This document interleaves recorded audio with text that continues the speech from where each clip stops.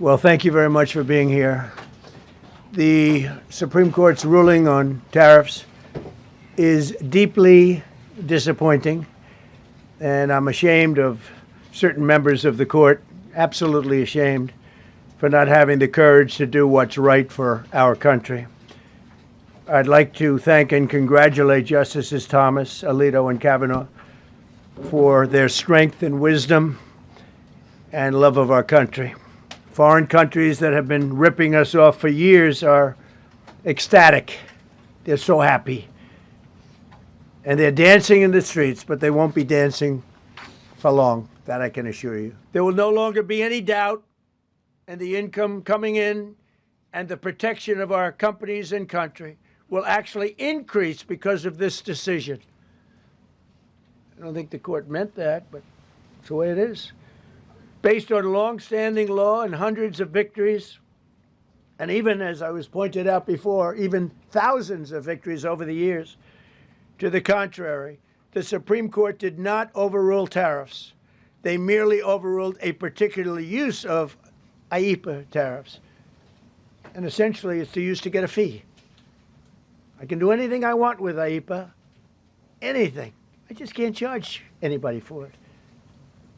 I can license, I just can't charge them. It's ridiculous, but it's okay because we have other ways, numerous other ways.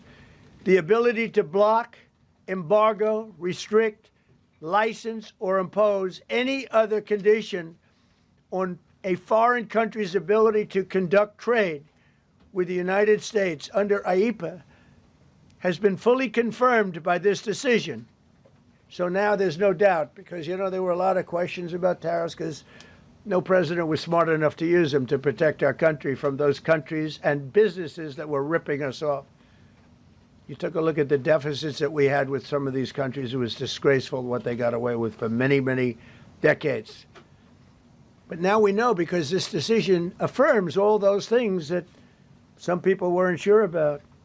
In order to protect, and it says so, in order to protect our country, a president can actually charge more tariffs than I was charging in the past period of a year under the various tariff authorities. So we can use other of the statutes, other of the tariff authorities, which have also been confirmed and are fully allowed. Therefore, effective immediately, all national security tariffs under Section 232 and existing Section 301 tariffs, they're existing, they're there, remain in place, fully in place, and in full force and effect. Today, I will sign an order to impose a 10% global tariff under Section 122 over and above our normal tariffs already being charged.